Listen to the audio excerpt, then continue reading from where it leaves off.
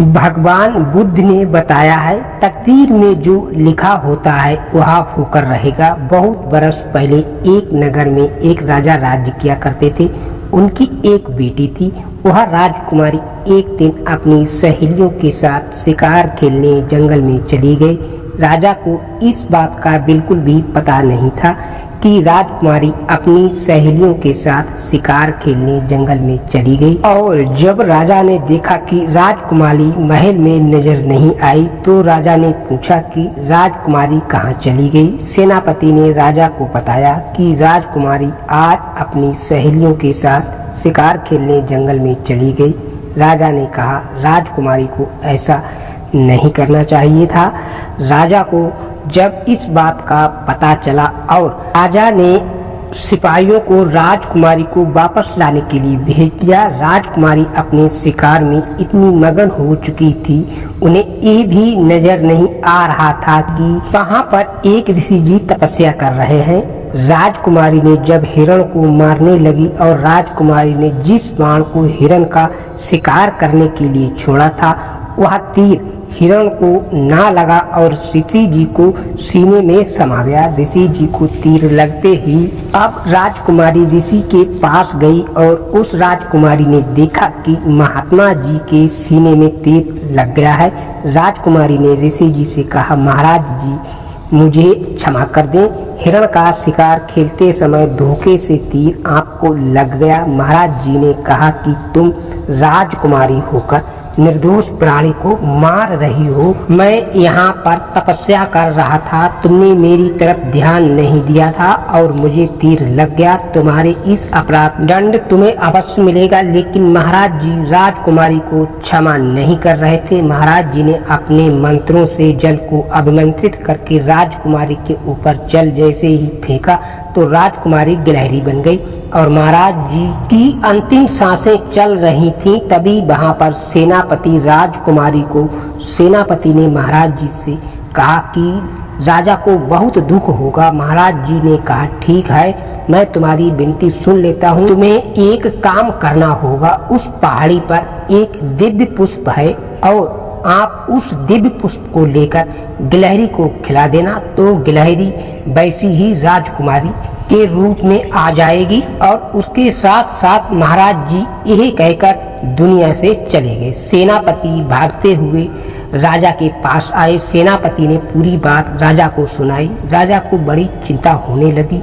राजा यही सोचने लगे कि भाग्य का लिखा कोई नहीं मिटा सकता, हमें उसके सामने झुकना पड़ता है। और वह उस पहाड़ी पर अपने सैनिक को उस दिव्य पुष्प को प्राप्त कर सकते हैं, लेकिन कोई भी सैनिक वहां से वापस नहीं आया। राजा को कुछ भी समझ में नहीं आ रहा था कि जो सैनिक दिव्य पुष्प को लेने गए वो वापस क्यों नहीं आए। राजा सोच में पड़ गए, इस तरह तो कभी भी राजकुमारी ठीक नहीं हो पाएगी। तभी गांव से एक आदमी राजा के पास आया और कहने लगा कि अगर मैं आपकी राजकुमारी को ठीक कर दूं तो आप मुझे अपने राज्य में कोई नौकरी दे देंगे। राजा ने कहा कि अगर तुम राजकुमारी को ठीक करते हो तो मैं तुम्हें सेनापति बना दूंगा। आदमी बहुत गरीब था और अपनी समस्या से गुजर रहा था। वह जंगल में गया, उसने बहुत सारी परेशानियां उठाई, बहुत सारी मुसीबतों का सामना किया। उसके बाद वह दिव्य पुष्प को लेकर वापस आ गया और राजकुमारी को खिला दिया, जिससे राजकुमारी ठीक हो गई। राजा प्रसन्न हो गए। राजा ने उसे अपने यहाँ पर नौकरी दे दी। ईमानदार आदमी बहुत आगे तक जा सकता है, इसीलिए इंसान को ईमानदार होना बहुत जरूरी होता है। राजा को यह बात पता थी, इसीलिए राजा ने राजकुमारी का विवाह उसके साथ कर दिया। वह आदमी अपने भाग्य से बहुत परेशान हो गया था, क्योंकि उसे लगता था कि उसका भाग्य कभी भी उसका साथ नहीं देगा। वह परेशान बैठा था। तभी वह देखता है कि सामने से बुद्ध आ रहे हैं। वह महात्मा बुद्ध उससे पूछते हैं, तुम निराश क्यों हो? वह आदमी कहता है कि मेरा भाग्य अच्छा नहीं है, क्योंकि मुझे लगता है जो भी मैं काम करता हूँ वह मुझसे नहीं होता है। ये सब मेरे खराब भाग्य की वजह से हो रहा है। महात्मा बुद्ध ने उसकी बातें सुनी थी। फिर उससे कहते हैं तुमने ये नहीं सोचना चाहिए, क्योंकि हम अपना भाग्य स्वयं ही बनाते हैं। अगर हम अच्छा काम करते हैं तो वह भी अच्छा हो सकता है। बाबा कहते हैं कि मुझे लगता है कि जीवन में तुमने कभी कोई भी अच्छा काम नहीं किया है, इसीलिए तुम्हारे साथ ये सब कुछ हो रहा है। वह आदमी याद करता है उसने अभी तक कितनी गलतियां हुई हैं, आज तक उसने किसी का कोई अच्छा काम नहीं किया है, बल्कि दूसरों का बहुत नुकसान किया है, जिसकी वजह से ये सब कुछ हो रहा है। वह आदमी समझ जाता है कि उसका भाग्य साथ क्यों नहीं दे रहा है। वह महात्मा बुद्ध से कहता है, आपने सही कहा है, मैंने आज तक कोई भी अच्छा काम नहीं किया है। महात्मा बुद्ध कहते हैं कि हमारा भाग्य साथ तभी देता है जब हम अच्छा काम करते हैं।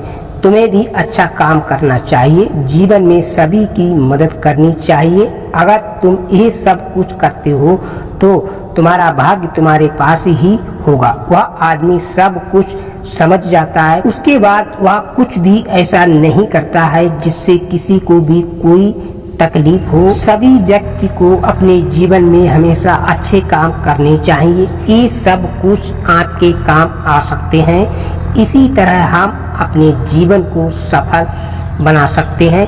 दूसरे व्यक्ति के साथ किया हुआ उपकार आपके ही जीवन को सफल सुखी बनाता है, और जब आपका जीवन सुखी और सफल है तो आपका भाग्य बदल सकता है।